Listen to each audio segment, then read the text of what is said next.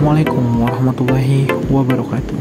Halo semuanya, saya Afif Arif Fitredi, mahasiswa fisika di Universitas Negeri Makassar. Pada video ini, kita akan membahas topik yang menarik dalam mekanika fluida, yaitu aliran melalui lubang dan peluang. Pernahkah kalian bertanya-tanya bagaimana air mengalir melalui lubang? Atau bagaimana peluap itu bekerja? Nah, di sini kita akan memahami konsep dasarnya sekaligus aplikasinya dalam kehidupan sehari-hari. Yuk, langsung saja kita mulai pembahasannya.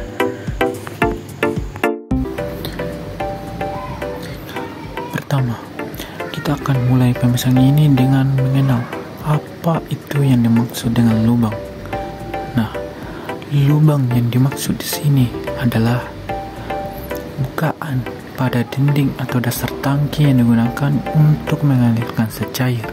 Nah, bentuknya ini bisa bervariasi, bisa berbentuk seperti segi empat, segitiga, ataupun lingkaran. Nah, biasanya lubang lingkaran lah yang lebih sering digunakan karena mudah untuk dibuat dan hasil alirannya itu lebih stabil. Sedangkan peluap adalah lubang besar yang bagian atasnya berada di atas permukaan air dalam tangki. Nah, peluap ini juga berfungsi sebagai alat ukur debit aliran dan banyak digunakan pada jaringan irigasi. Peluap dengan ukuran yang besar disebut dengan bendung, yang selain sebagai pengukur debit dalam jaringan irigasi itu juga berfungsi untuk menaikkan elevasi muka air. Nah, jadi ketika sisi atas lubang berada di atas permukaan air, lubang tersebut dikenal sebagai peluap. Nah, peluap ini sering dimanfaatkan untuk mengukur debit aliran, khususnya pada jaringan irigasi. Nah, perbedaan utama antara lubang biasa dan peluap ini tentunya terletak pada fungsi dan lokasinya, di mana dan juga peluap juga ini memiliki fungsi tambang untuk menaikkan elevasi muka air. Selanjutnya, mari kita masuk di pembahasan gambar aliran melalui lubang dan peluap. Nah, di slide ini kita akan melihat ilustrasi aliran melalui lubang dan peluap, di mana pada gambar A ini menunjukkan lubang pada dinding tangki dengan aliran fluida yang keluar. Sedangkan pada gambar B kita melihat peluap, di mana permukaan air itu berada tepat di atas bukaan lubang. Nah, konsep ini penting untuk memahami bagaimana energi dan tekanan itu dapat bekerja pada fluida yang mengalir melalui kedua jenis bukaan tersebut. Nah, aliran zat cair yang melalui lubang atau peluap itu tentunya dipengaruhi oleh head yang biasa disimbolkan dengan H besar atau kedalaman cairan. Nah, lubang dan peluap digunakan untuk mengatur aliran cairan dan mengukur debit. Nah, jadi salah satu konsep kunci dalam aliran melalui lubang dan peluap adalah tinggi energi atau head. Nah, tinggi energi ini diukur dari permukaan fluida hingga sumbu lubang, di mana tinggi energi ini menentukan apakah aliran itu bersifat mantap atau steady atau tidak mantap. Nah, ketika tinggi energi konstan, maka aliran itu akan dianggap stabil. Sedangkan jika tinggi energi ini berubah, maka aliran ini tidak menjadi stabil. Selanjutnya, kita masuk ke pembahasan koefisien aliran. Nah, yang pertama, aliran itu akan melalui lubang dan berasal dari segala arah. Kekentalan zat cair menyebabkan partikel akan membelok dan kemudian akan kehilangan energi. Nah, setelah melewati lubang, aliran air akan mengalami kontraksi maksimum atau vena kontrakta. Nah, kemudian ada parameter yang berkurang, yaitu koefisien kontraksi, kecepatan aliran, dan debit aliran. Nah, artinya di sini yaitu bahwa ketika zat cair ini melewati sebuah lubang, maka partikelnya itu bisa berasal dari segala arah. Namun karena sifat kekentalan dari zat cair itu sendiri yang merupakan sebagian lintasan partikel, itu akan mengalami pembelokan yang kemudian akan mengakibatkan kehilangan tenaga. Nah, setelah keluar dari lubang, maka aliran air ini akan mengalami kontraksi maksimum yang kemudian kita sebut sebagai vena kontrakta. Nah, di disinilah letak fenomena menarik yang terjadi. Nah, tampang aliran menyusut hingga mencapai ukuran minimum itu sebelum akhirnya menjadi lebih horizontal. Nah, sekarang mari kita fokus pada gambar yang menunjukkan konsep vena contracta secara lebih rinci. Nah, teman-teman dapat melihat pada gambar 1.2 di mana pada gambar tersebut adalah gambar vena contracta. Nah, pada gambar ini kita melihat sebuah tangki air dengan lubang di sisi sampingnya. Nah, air di dalam tangki ini memiliki tinggi energi potensial yang diwakili oleh ketinggian H.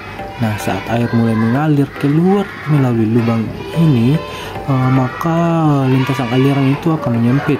Nah, seperti ditunjukkan oleh bagian yang diberi label vena contracta. Nah, di sekitar lubang keluar itu, maka teman-teman dapat melihat bahwa ukuran tampang aliran itu awalnya adalah A, disimbolkan dengan A. Nah, yaitu gas lubang. Nah, namun begitu aliran melewati lubang, maka akan terdapat penyempitan lebih lanjut di vena contracta yang kemudian ukurannya itu ditandai sebagai AC. Nah, penyempitan ini disebabkan oleh sifat fluida dan pola aliran, di mana partikel fluida ini akan membutuhkan waktu untuk beradaptasi dengan arah alirannya yang baru. Nah, kemudian posisi vena contracta ini juga biasanya akan sedikit berada di hilir lubang. Nah, selain itu kecepatan aliran juga itu akan berubah pada vena contracta, di mana kecepatan di bagian ini akan ditunjukkan sebagai VC atau V besar C kecil yang menggambarkan kecepatan nyata pada aliran di titik kontraksi maksimum. Nah, di gambar itu tampak bagaimana kecepatan ini akan dipengaruhi oleh bentuk, ukuran lubang, dan tinggi energi dari cairan yang ada di dalam tangki. Nah, kemudian kita masuk di pembahasan mengenai rumus koefisien kontraksi. Nah, sekarang mari kita pelajari lebih dalam tentang parameter-parameter yang penting yang mengaruhi aliran ini, yaitu koefisien kontraksi, kecepatan, dan debit. Nah, yang pertama yaitu koefisien kontraksi atau yang disimbolkan sebagai C besar C kecil. Nah, koefisien kontraksi ini adalah perbandingan antara luas tampang aliran nyata pada vena contracta dengan luas lubang awal. Nah, secara matematis teman-teman dapat melihatnya di dalam video ini, di mana nilai ini menunjukkan seberapa besar penyempitan aliran ini terjadi setelah keluar dari lubang. Nah, dan biasanya nilai rata-rata koefisien kontraksi itu adalah sekitar 0,64, yang artinya luas tampang pada vena contracta ini sekitar 64% dari luas awal. Nah, kemudian kita masuk ke koefisien kecepatan atau yang disimbolkan dengan CV. Nah, CV ini merupakan perbandingan antara kecepatan nyata aliran di vena contracta dengan kecepatan teoritis aliran. Nah, rumusnya juga teman-teman dapat melihatnya di rumus koefisien kontraksi yang kedua, di mana koefisien ini bergantung pada bentuk sisi lubang. Nah, apakah tajam atau membulat, serta tinggi energi dari cairan. Nah, dan untuk nilai rata-rata untuk koefisien kecepatan ini adalah sebesar 0,97, yang menunjukkan bahwa kecepatan nyata ini mendekati kecepatan ideal dalam banyak kasus. Nah, selanjutnya koefisien debit yang disimbolkan dengan C besar D kecil. Nah, koefisien ini adalah perbandingan antara debit nyata dan debit teoritis yang melewati lubang. Nah, rumusnya sudah saya tampilkan di layar, teman dapat melihatnya. Nah, koefisien debit ini mencerminkan efisiensi aliran yang melibatkan pengaruh luas tampang dan kecepatan. Nah, untuk nilai rata-rata dari koefisien debit ini adalah sekitar 0,62, yang menunjukkan bahwa terdapat hubungan erat antara koefisien kontraksi dan koefisien kecepatan. Selanjutnya kita akan membahas mengenai salah satu konsep yang penting dalam mekanika fluida, yaitu aliran melalui lubang kecil. Nah, dalam topik ini kita akan mempelajari bagaimana fluida itu akan mengalir melalui sebuah lubang kecil pada tangki ataupun wadah yang berisi fluida. Nah, mulai dari konsep dasarnya hingga sampai pada aplikasi perhitungan debit alirannya. Nah, untuk memulai, mari kita terlebih dahulu memahami apa sih yang terjadi ketika fluida itu mengalir melalui sebuah lubang kecil. Nah, tentunya ketika sebuah tangki itu diisi dengan fluida dan terdapat lubang kecil di bagian bawahnya, tentunya fluida itu akan mengalir keluar. Nah, mengapa? Nah, itu karena adanya perbedaan energi. Nah, secara teori, fluida di dalam tangki itu memiliki energi potensial yang ada itu akibat ketinggian fluida dari permukaan hingga lubang. Nah, energi potensial inilah yang kemudian diubah menjadi energi kinetik ketika fluida itu keluar melalui lubang. Nah, tentunya proses ini juga dapat dijelaskan dengan menggunakan persamaan Bernoulli yang menghubungkan energi potensial, energi kinetik, dan tekanan di sepanjang jalur aliran fluida. Nah, kemudian kita masuk ke dalam pembahasan mengenai penerapan persamaan Bernoulli. Nah, penerapan persamaan Bernoulli itu ketika fluida itu mengalir dari dalam tangki melalui lubang kecil. Nah, sehingga kita bisa mengasumsikan bahwa kecepatan fluida di permukaan tangki itu akan sangat kecil sehingga kita dapat mengabaikannya. Nah, kecepatan fluida ini juga bisa disimpulkan sebagai kita asumsikanlah sebagai V1. Nah, yang kedua yaitu tekanan pada permukaan fluida di lubang kecil itu adalah sama, yaitu tekanan atmosfer. Nah, dengan asumsi ini maka persamaan Bernoulli itu akan menjadi Z1. Nah, Z di sini adalah tinggi fluida atau energi potensial. Nah, Z1 itu sama dengan Z2 ditambah V2 kuadrat per 2G, atau bisa ya setelah disederhanakan itu akan menjadi V2 sama dengan akar 2GH. Nah, di mana H ini adalah tinggi fluida dari permukaan hingga lubang kecil. Nah, rumus ini yang menunjukkan bahwa kecepatan teoretis aliran fluida itu ideal. Namun, ternyata di dunia nyata fluida bukanlah ideal. Nah, jadi di sini terdapat beberapa faktor seperti kekentalan dan penyempitan aliran yang terjadi setelah fluida keluar dari lubang yang kemudian disebut dengan istilah vena contracta.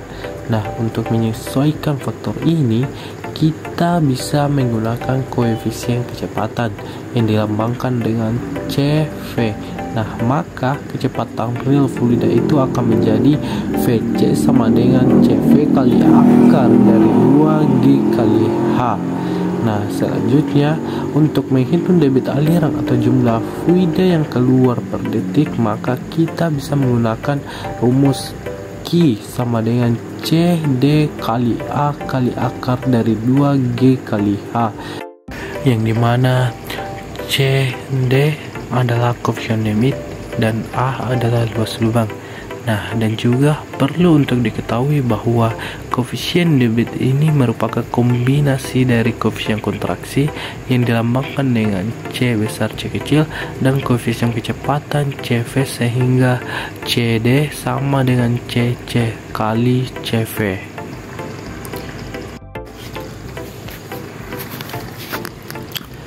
Selanjutnya, mari kita beralih ke gambar 1.3, yaitu lubang kecil yang menggambarkan aliran melalui lubang kecil. Nah, pada gambar ini kita melihat sebuah tangki yang berisi dengan fluida. Nah, permukaan fluida ini memiliki ketinggian H di atas lubang kecil. Nah, tinggi ini mewakili energi potensial fluida. Nah, ketika fluida mengalir keluar, maka aliran tersebut akan mengalami penyempitan di bagian vena contractanya. Nah, yaitu di mana titik-titik di mana luas penampang aliran itu yang dinamakan dengan AC itu lebih kecil daripada luas lubang asli. Nah, mengapa penyempitan ini terjadi? Nah, penyempitan itu terjadi karena sifat dari fluida yang cenderung mengikuti lintasan yang paling efisien. Nah, tentunya kemudian pada titik vena contracta kecepatan fluida itu akan menjadi maksimum dan luas penampang aliran itu akan bergantung pada koefisien kontraksi, yaitu CC sama dengan AC dibagi A. Nah, kemudian lintasan fluida setelah keluar dari lubang membentuk lintasan parabolik yang terlihat pada gambar sebagai arah X dan Y. Nah, teman-teman dapat melihatnya di lintasan tersebut menunjukkan pengaruh gravitasi pada fluida. Nah, jadi teman-teman, aliran melalui lubang kecil ini dapat dijelaskan dengan menghubungkan energi potensial fluida yang ada di dalam tangki dengan energi kinetik ketika fluida keluar. Nah, kecepatan aliran ini ditentukan oleh tinggi fluida, sedangkan debit aliran dipengaruhi oleh luas lubang, tinggi fluida, dan koefisien debit. Nah, dan gambar 1.3 ini tentunya itu sangat membantu kita dalam memahami bagaimana proses ini terjadi secara visual, mulai dari tinggi fluida, vena contracta, hingga pada lintasan fluida. Nah, selanjutnya mari kita masuk ke dalam pembahasan contoh soal yang pertama. Nah, contoh pertama. Nah, soalnya yaitu air mengalir melalui lubang dengan diameter 5 cm dan tinggi energi setinggi 10 meter. Nah, hitung debit nyata dan kecepatan nyata pada vena contracta apabila koefisien debitnya itu sama dengan 0,6 dan koefisien kecepatannya itu sama dengan 0,9. Nah, untuk menyelesaikan soal ini maka teman-teman harus memahami apa yang ditanyakan soal tersebut. Nah, pada contoh soal ini kita diminta untuk menghitung debit nyata dan kecepatan nyata air yang mengalir melalui lubang dengan diameter 5 cm dan tinggi energi 10 meter. Dan juga pada soal kita diberikan nilai koefisien debit sebesar 0,6 dan koefisien kecepatan sebesar 0,9. Nah, maka langkah pertama yang teman-teman bisa lakukan untuk menyelesaikan soal ini ialah yang pertama, kita bisa menghitung luas lubang dengan menggunakan rumus luas lingkaran. Nah, di mana rumus luas lingkaran itu yaitu 1/4 V d². Nah, dengan diameter D itu sama dengan 0,05, maka kita dapatkan A sama dengan 1/4 V dikali 0,05 kuadrat sama dengan 0,001965 meter kuadrat. Nah, kemudian langkah kedua, kita tentukan debit teoritis dengan menggunakan rumus debit teoritis sama dengan A dikali akar 2 GH. Nah, kemudian kita substitusi nilai gravitasi sebesar 9,81 meter per sekon kuadrat dan nilai H sebesar 10 meter. Maka diperoleh hasilnya yaitu debit teoritis itu sama dengan 0,001965 dikali akar 2 dikali 9,81 dikali 10. Nah, hasilnya itu sama dengan 0,0275 meter kubik per sekon atau sebesar 27,51 per detik. Selanjutnya, langkah ketiga, kita bisa menghitung debit nyata menggunakan rumus Q sama dengan koefisien debit dikali dengan debit teoritis.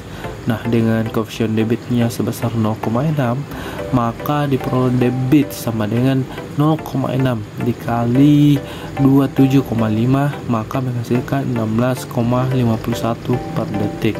Nah, kemudian langkah keempat yaitu kita tentukan kecepatan teoritis dengan rumus VT sama dengan akar 2 GH. Nah, nilai ini kemudian kita substitusi dan kemudian kita peroleh VT-nya itu sama dengan akar 2 dikali 9,81 kali 10 sama dengan 14,0 per detik, meter per detik. Nah, kemudian langkah terakhir yang kita lakukan yaitu menghitung kecepatan nyatanya. Nah, dengan menggunakan rumus V sama dengan CV dikali VT. Nah, dengan CV-nya itu sebesar 0,9, maka diperoleh kecepatannya itu sama dengan 0,9 dikali 14,0. Nah, sehingga memperoleh hasil 12,6 meter per detik. Jadi, kesimpulannya debit nyata yang dihasilkan adalah 16,5 liter per detik dan kecepatan nyata adalah 12,6 meter per detik. Nah, baik, kemudian kita lanjutkan ke pembahasan dari materi sebelumnya. Nah, setelah kita memahami bagaimana debit aliran melalui lubang ini dihitung dan bagaimana koefisien debit dan koefisien kontraksi dan koefisien kecepatan ini berperan dalam analisis aliran fluida, sekarang kita masuk ke pembahasan tentang lubang terendam. Nah, sebenarnya apa itu yang dimaksud dengan lubang yang terendam atau apa itu aliran terendam? Nah, aliran terendam ini terjadi jika permukaan zat cair yang berada di hulu itu berada di atas lubang keluar, sedangkan permukaan hilirnya itu sejajar atau lebih tinggi dari lubang tersebut. Nah, artinya di sini ialah bahwa lubang terendam ini adalah kondisi di mana permukaan fluida yang berada di hilir itu atau yang berada di luar lubang itu masih berada di atas sisi atas lubang. Nah, dengan kata lain, aliran yang melalui lubang itu tidak sepenuhnya bebas. Nah, mengapa demikian? Nah, itu karena dipengaruhi oleh tekanan fluida yang berada di kedua sisi, baik hulu maupun sisi hilir. Nah, tentunya pada kondisi ini, energi fluida yang mendorong aliran ini tidak hanya berasal dari tekanan gravitasi yang berada di hulu, tetapi juga dari selisih elevasi muka air yang berada di hulu, yang bisa kita simbolkan dengan H1 dan hilir itu H2. Nah, kemudian untuk memahami aliran pada lubang terendam ini, kita bisa menggunakan persamaan Bernoulli yang menghubungkan titik 1 di hulu dan titik 2 di hilir. Nah, kemudian dari persamaan tersebut kita bisa menerapkan formula untuk menghitung kecepatan aliran fluida yang berada di lubang dan juga debit aliran yang keluar. Nah, untuk lebih jelasnya mari kita lihat pada ilustrasi pada gambar 1.4, di mana pada gambar tersebut ialah gambar lubang yang terendam. Nah, gambar ini menunjukkan skema lubang terendam yang tentunya akan mempermudah kita dalam memahami bagaimana ketinggian muka air di hulu dan hilir ini memengaruhi aliran fluida.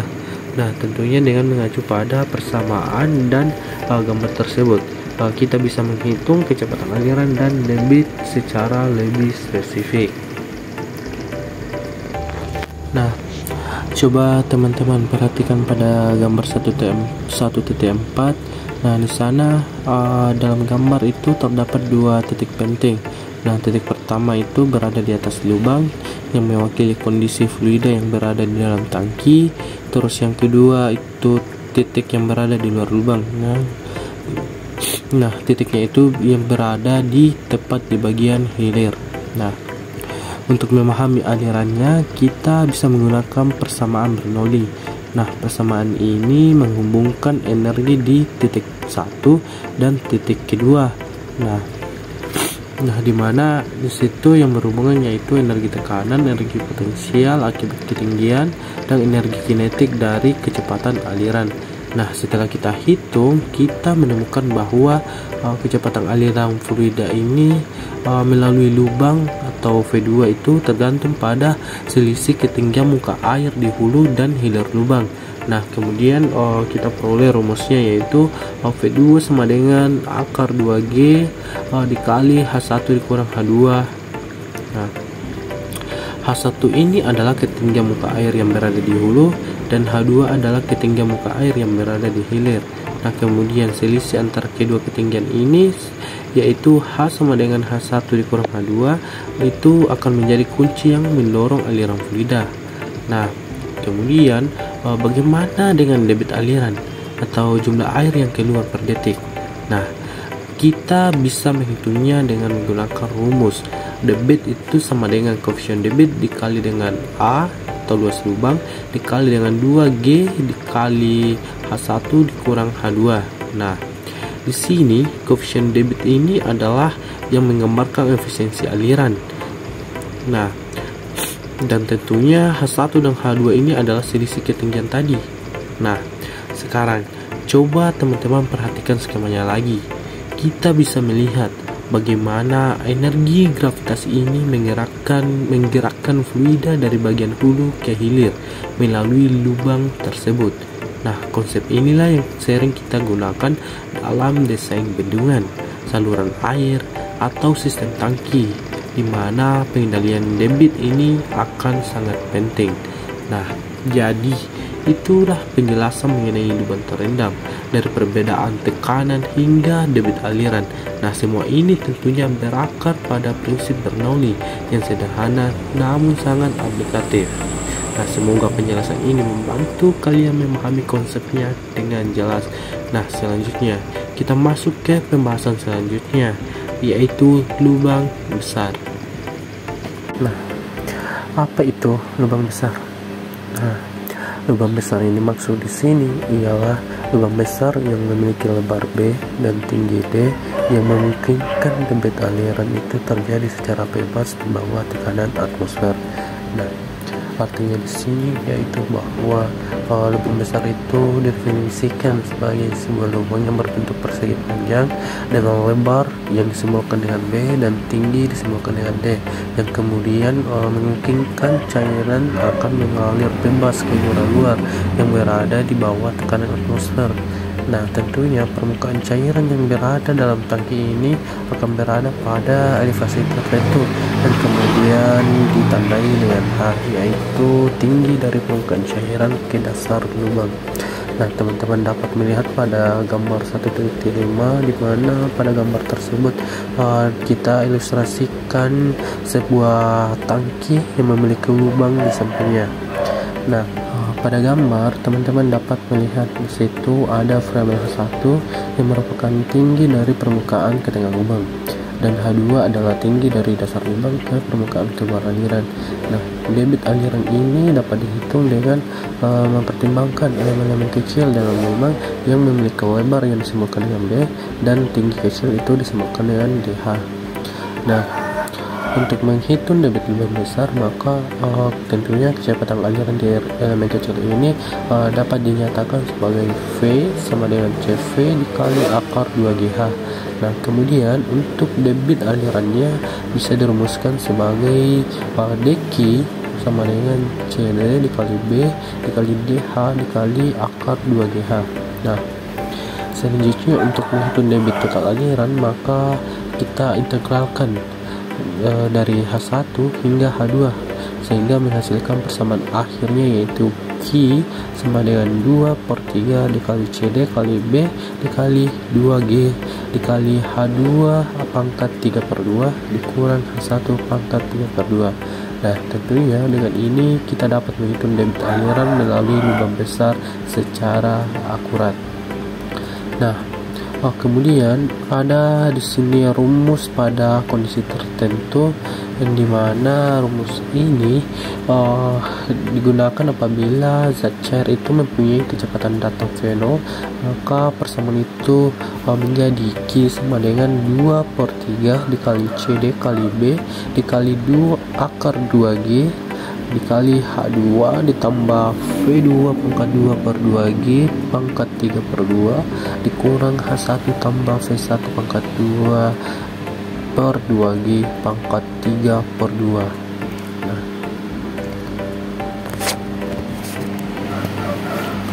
Nah, kemudian kita lanjutkan ke pembahasan gambar 1.6. Maaf, di situ ada typo. Soalnya di situ tertulis gambar 1.6 aliran melalui lubang terendam. Di situ gambar A dan terendam sebagian adalah gambar yang berada di sebelah kanan. Nah, dalam gambar di sini kita akan membahas aliran melalui lubang besar yang terendam. Nah, dalam gambar yang berada di sebelah kiri ini terlihat bahwa permukaan air yang berada di hilir itu berada di atas sisi atas lubang. Nah, kondisi inilah yang kemudian kita sebut sebagai aliran melalui lubang besar yang terendam penuh. Nah, debit aliran pada kondisi ini dapat dihitung dengan menggunakan rumus Q sama dengan CD dikali H2 kurang H1 dikali akar 2GH. Nah, sedangkan pada gambar yang berada di sisi kanan, di situ terlihat bahwa permukaan air yang berada di hilir itu hanya sebagian menutupi lubang. Nah, sehingga disebut aliran terendam sebagian. Nah, aliran yang berada dalam kondisi ini merupakan kombinasi antara aliran bebas dan aliran terendam, sehingga analisisnya membutuhkan dua komponen debit, yaitu debit aliran bebas yang menggunakan rumus Q1 sama dengan 2/3 dikali CD kali B kali akar 2G dikali H3 pangkat 3/2 dikurang H1 pangkat 3/2. Nah, kemudian debit aliran terendam menggunakan rumus Q2 sama dengan CD kali B dikali H2 dikurang H1 dikali akar 2GH. Nah, untuk total debit pada lubang besar terendam sebagian adalah jumlah dari kedua komponen tersebut, maka dapatkan rumus Q sama dengan Q1 tambah Q2. Nah, tentunya kedua analisis ini akan sangat penting untuk bagaimana kita bisa memahami karakteristik aliran ini berubah sesuai dengan kondisi permukaan cairan. Nah, selanjutnya kita masuk ke dalam pembahasan rumus debit aliran melalui lubang besar yang terendam sebagian. Nah,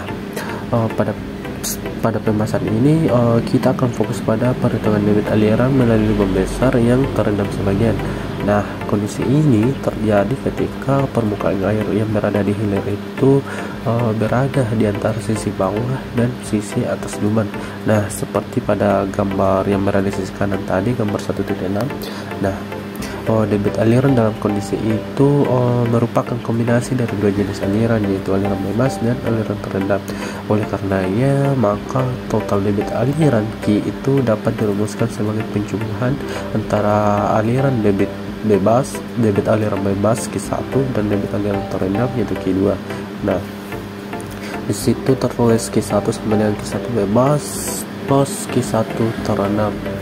Nah, kemudian mari kita lihat masing-masing komponen debit tersebut, di mana debit aliran bebas yaitu Q1 itu dapat dihitung dengan menggunakan rumus Q1 sama dengan 2/3 dikali CD dikali akar 2G dikali H2 pangkat 3/2 dikurang H1 pangkat 3/2. Nah, di sini H3-nya itu adalah tinggi total dari permukaan air di dalam tangki hingga pada dasar lubang. Nah, sementara H1 di sini adalah tinggi dari permukaan hilir hingga dasar lubang. Nah, untuk Q2 atau debit aliran yang terendam, maka digunakan rumus Q2 sama dengan CD dikali B dikali H2 kurang H1 dikali akar 2GH. Nah, dalam rumus ini H2 dikurang H1 itu mewakili perbedaan tinggi antara permukaan hilir dan sisi lubang. Nah, sementara H adalah tinggi total dari permukaan tangki ke dasar lubang. Nah, tentunya dengan menggabungkan kedua komponen tersebut, maka kita dapat menghitung debit total aliran melalui lubang besar yang terendam sebagian. Nah, tentunya rumus ini akan sangat penting untuk kita bisa menganalisis kondisi di mana aliran itu tidak sepenuhnya bebas ataupun tidak sepenuhnya terendam. Nah, selanjutnya mari kita bahas contoh soal berikut ini. Nah, di soal ada lubang besar yang berbentuk segi 4 dengan lebar 1,0 meter dan kedalaman 0,5 meter mengalirkan air dari suatu tangki. Nah, apabila elevasi muka air di dalam tangki adalah 5,0 meter di atas sisi atas lubang, maka hitung debit aliran. koefisien debit 0,6. Nah, jadi soalnya ini kita punya sebuah lubang besar yang berdiri persegi 4 dengan lebar 1,0 meter dan kedalaman 0,5 meter.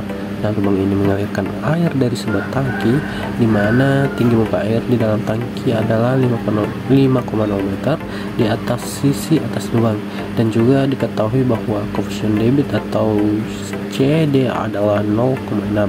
Nah, pertanyaannya itu adalah berapa debit aliran yang melalui lubang ini. Nah, tentunya untuk menyelesaikan soal ini, langkah pertama yang harus teman-teman lakukan yaitu kita perlu mengidentifikasi data atau informasi apa yang sudah diberikan dalam soal. Nah, yang pertama yaitu yang diberikan itu ada lebar lubang, dimana kita bisa simpulkan dengan B itu sebesar 1,0 meter. Nah, untuk kedalaman lubang atau yang disebutkan dengan D itu sebesar 0,5 meter, dan tinggi muka air di hulu kita dapat simpulkan dengan H1 itu sama dengan 5,0 meter. Nah, untuk tinggi muka air yang berada di hilir atau H2 yang merupakan hasil penjumlahan dari H1 dengan lubang, kedalaman lubang, nah maka menghasilkan 5,5 meter. Nah, dan juga koefisien debitnya itu sebesar 0,6 serta percepatan gravitasi sebesar 9,81 meter per sekon kuadrat. Nah, selanjutnya langkah kedua yang perlu kita lakukan yaitu kita bisa menggunakan rumus debit aliran. Nah, dikarenakan dalam soal ini termasuk dalam kategori aliran bebas, maka kita dapat menggunakan rumus debit aliran Q1 sama dengan 2/3 dikali CD kali B kali akar 2G dikali H2 pangkat 3/2 dikurang H1 pangkat 3/2.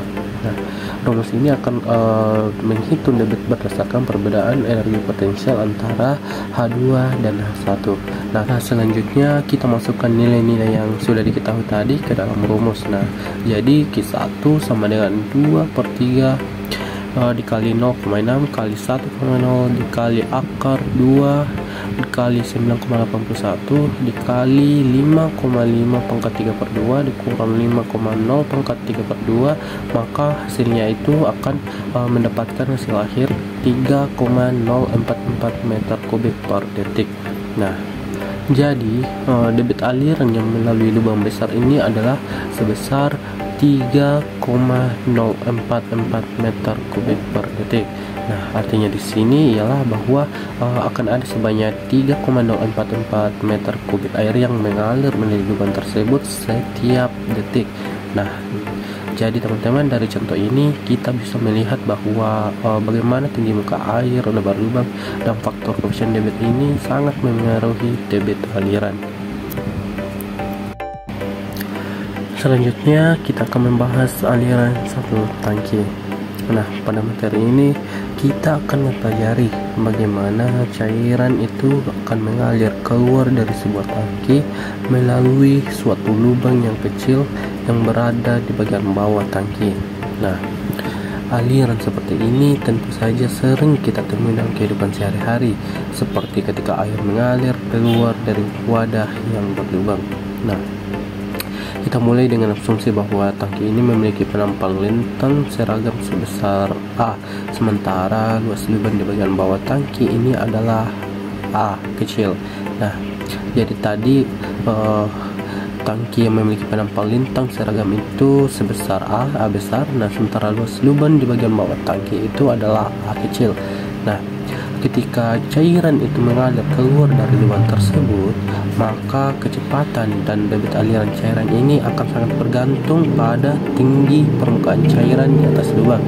Nah, untuk memahami konsep ini secara lebih mendalam, maka teman-teman dapat memperhatikan gambar 1.6 tersebut, di mana gambar tersebut merupakan sebuah ilustrasi di mana gambar satu tangki yang memiliki lubang di bagian bawahnya. Nah, pada gambar kita dapat melihat di sana cairan itu mengalir keluar melalui sebuah lubang kecil di bagian bawahnya.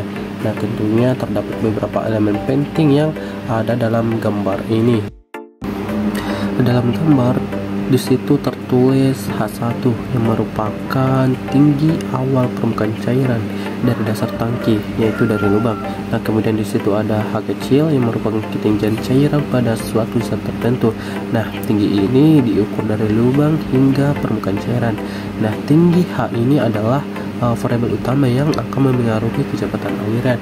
Kemudian ada H2 yang merupakan ketinggian akhir cairan setelah sebagian cairan itu keluar dari tangki.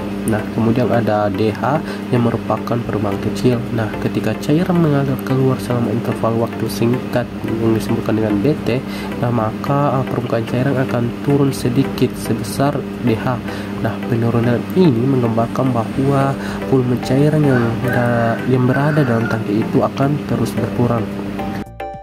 Nah, jadi tentunya dengan visualisasi dengan gambar yang ada pada gambar 1.6 ini akan sangat membantu kita dalam memahami hubungan antara penurunan ketinggian cairan dengan perubahan volume cairan yang keluar melalui lubang kecil yang berada di bawah tangki. Nah, semakin rendah H-nya, H kecil di sini, nah maka semakin lambat cairan itu akan mengalir keluar. Nah, selanjutnya di situ ada hubungan kecepatan dan debit aliran, di mana kecepatan aliran ini disimbolkan dengan V besar pada saat tertentu itu ditentukan oleh ketinggian cairan H di atas lubang. Nah, dengan mengacu pada prinsip Bernoulli, maka kecepatan aliran itu dapat dirumuskan dengan V sama dengan CV dikali akar 2GH. Nah, di mana CV di sini adalah koefisien kecepatan aliran. Nah, selanjutnya debit aliran adalah volume cairan yang keluar per satuan waktu. Nah, di sini dapat dirumuskan dengan Q sama dengan koefisien debit atau CD dikali A dikali akar 2GH. Nah, koefisien debit ini itu menunjukkan efisiensi aliran yang keluar dari lubang. Nah, kemudian di situ ada turunnya permukaan zat cair. Nah, ketika cairan mengalir keluar, maka tentunya akan terjadi perubahan volume cairan dalam tangki. Nah, selama interval waktu kecil, volume cairan yang keluar itu adalah dV sama dengan Q kali dt. Namun, keluarnya cairan ini tentunya juga akan menyebabkan permukaan cairan turun sebesar dH, sehingga perubahan volume dalam tangki itu juga dapat dinyatakan sebagai dV sama dengan min A dikali dH. Nah, tanda negatif di sini menunjukkan bahwa volume cairan dalam tangki itu berkurang. Nah, kemudian dengan menyamakan kedua persamaan perubahan volume, maka kita peroleh hubungan min A dikali dH sama dengan CD dikali A dikali akar 2GH dikali dt. Nah, kemudian kita dapat mengekspresikan hubungan antara DH dan DT, maka diperoleh rumusnya itu DT sama dengan A besar per CD dikali A dikali akar 2G dikali H pangkat min 1/2 dikali DH. Nah, kemudian di situ ada waktu pengosongan tangki, yang dimana untuk menghitung waktu yang diperlukan agar cairan turun dari ketinggian H1 ke H2, kita dapat melakukan integrasi persamaan dt dalam batas H1 hingga H2. Nah, jadi di sini setelah kita berhasil mengintegrasinya, maka didapatkan rumus T sama dengan 2A dikali akar H1 per CD dikali A dikali 2G. Nah, jadi jika tangki dikosongkan sepenuhnya hingga H2 itu sama dengan 0, maka waktu total untuk mengosongkan tangki itu menjadi T sama dengan 2A per CD dikali A dikali akar 2G dikali H1 pangkat 1/2. Nah, tentunya dengan persamaan ini akan memberikan waktu yang diperlukan untuk mengosongkan tangki berdasarkan tinggi awal cairan H1, luas tangki, dan luas lubang. Nah, jadi melalui gambar tadi di sini kita dapat memahami bahwa bagaimana cairan ini akan mengalir keluar dari tangki dengan fokus pada ketinggian cairan sebagai faktor utama yang memengaruhi kecepatan dan waktu aliran. Nah, dengan gambar ini juga kita bisa mengambil kerangka visual untuk memahami hubungan antara ketinggian, kecepatan aliran, debit, dan waktu yang diperlukan untuk menurunkan ataupun mengosongkan cairan dalam tangki. Nah, selanjutnya kita masuk ke dalam pembahasan contoh soal. Nah, di sini terdapat sebuah kolam renang dengan panjang 20 meter dan lebar 10 meter, mempunyai kedalaman air 1,5 meter. Dan pengosongan kolam dilakukan dengan membuat lubang seluas 0,25 meter kuadrat yang terletak di dasar kolam. Nah, koefisien debitnya 0,62, terus yang ditanyakan hitung waktu yang diperlukan untuk mengosongkan kolam. Nah, jadi pada contoh ini kita akan menghitung waktu yang diperlukan untuk mengosongkan sebuah kolam renang dengan menggunakan prinsip aliran melalui lubang kecil yang berada di bagian dasar. Nah, yang pertama yang diketahui yaitu luas dari kolam renang, di mana itu disebutkan dengan A besar yang sebesar 200 meter kuadrat. Nah, kemudian ada luas lubang sebesar 0,25 meter kuadrat. Nah, kedalaman air awal itu yang disebutkan dengan H1 itu sama dengan 1,5 meter. Terus koefisien debit yang diketahui yaitu 0,62. Nah, yang ditanyakan dalam soal tadi yaitu kita diminta untuk menghitung waktu yang diperlukan untuk mengosongkan kolam tersebut. Nah, jadi langkah-langkah yang kita lakukan untuk menyelesaikan soal tersebut, yang pertama kita bisa menggunakan persamaan waktu total untuk mengosongkan tangki yang sudah kita turunkan sebelumnya, yaitu T sama dengan 2A dikali H1 pangkat 1/2 per CD dikali A dikali akar 2G, sehingga setelah kita memasukkan nilai yang sudah diketahui maka memperoleh hasilnya yaitu 713,6 detik, lalu kemudian dikonversi ke dalam menit menjadi 11 menit 53,6 detik. Selanjutnya pembahasan terakhir kita pada video ini yaitu kita akan membahas mengenai aliran zat cair melalui dua tangki yang saling terhubung dalam sebuah lubang.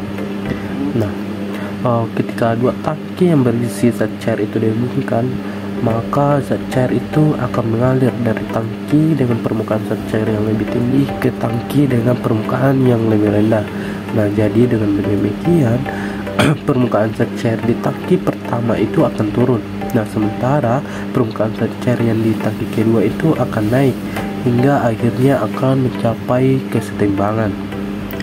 Nah, teman-teman dapat melihat ilustrasi gambar yang ada pada gambar 1.6, di mana dalam gambar itu merupakan sebuah ilustrasi aliran melalui lubang di antara dua tangki. Nah, tangki pertama itu memiliki luas penampang A1 dengan permukaan zat cair berada pada ketinggian awal 1. Nah, sedangkan tangki kedua memiliki luas penampang A2 dengan permukaan zat cair yang naik hingga ketinggian tertentu. Nah, kemudian lubang penghubung kedua tangki ini memiliki luas A yang terendam di bawah permukaan zat cair. Nah, untuk debit aliran cairan yang melalui lubang penghubung itu dapat dinyatakan dengan persamaan Q sama dengan CD dikali A dikali akar 2GH, di mana hanya di sini adalah perbedaan elevasi permukaan zat cair di kedua tangki. Lalu kemudian kita menganalisis volume yang mengalir. Nah, jadi selama interval waktu dt itu volume zat cair yang mengalir keluar dari tangki pertama itu dapat dinyatakan sebagai dV sama dengan Q dikali dt sama dengan CD dikali A dikali akar 2GH dikali dt. Selanjutnya, karena terdapat hubungan antara perubahan ketinggian, maka penurunan permukaan di tangki pertama itu sebesar dH sebanding dengan kenaikan permukaan di tangki kedua sebesar dy yang berhubungan dengan luas penampang masing-masing tangki. Dan jika dirumuskan, maka dy sama dengan A1 per A2 dikali dH. Nah, tentunya dengan selisih perubahan permukaan di kedua tangki ini dapat juga dirumuskan sebagai dH, hanya di sini adalah H besar, sama dengan dH hanya juga di sini H kecil dikali A1 tambah A2 per A2. Nah, selanjutnya dengan menghubungkan perubahan volume di tangki pertama, maka akan diperoleh hubungan matematisnya, yaitu dH sama dengan A2 per A1 tambah A2 dikali dH. Nah, kemudian kita substitusi ke persamaan waktu. Nah, setelah mengumpulkan semua variabel, maka waktu total T yang diperlukan agar permukaan secat turun dari H1 ke H2 itu diberikan oleh persamaan T sama dengan A1 dikali A2 per CD dikali A dikali A1 tambah A2 dikali akar 2G dikali H1 pangkat 1 per 2 dikurang H2 pangkat 1 per 2. Jadi dengan menggunakan persamaan yang telah kita bahas tadi, kita bisa menghitung waktu yang dibutuhkan untuk menurunkan permukaan cairan di dua tangki yang terhubung. Nah, dan juga penting untuk kita pahami bahwa banyak faktor yang akan mempengaruhi proses ini, mulai dari perbedaan ketinggian antara permukaan cairan, luas penampang tangki, hingga ukuran dan karakteristik lubang penghubungnya. Nah, dengan pemahaman tentang aliran cairan antar dua tangki ini, kita tentunya dapat lebih memahami berbagai fenomena yang terjadi dalam sistem fluida, terutama yang berhubungan dengan pengaturan aliran cairan dalam industri, teknik sipil, maupun berbagai aplikasi lainnya. Nah, semoga materi yang kita bahas hari ini dapat memberikan pemahaman yang lebih baik bagi kita semua, terutama dalam memahami konsep aliran dalam sistem fluida yang lebih kompleks. Nah, terakhir, ingatlah bahwa dalam mekanika fluida, setiap detail sekecil apapun itu tentunya itu bisa sangat mempengaruhi hasil yang kita peroleh. Oleh karena itu, pastikan untuk selalu memperhatikan setiap aspek yang kita pelajari agar aplikasi dari ilmu ini dapat lebih efektif dan lebih efisien dalam kehidupan kita nantinya. Nah, terima kasih karena telah mengikuti video pembelajaran ini sampai akhir. Semoga apa yang telah saya bahas dan telah saya berikan ini dapat bermanfaat dan dapat diterapkan dengan baik dalam studi maupun di kehidupan kita nantinya. Nah, jangan ragu untuk mengulang materi ini jika ada bagian yang perlu dipahami lebih mendalam, dan sampai jumpa di video pembelajaran berikutnya. Wassalamualaikum warahmatullahi wabarakatuh.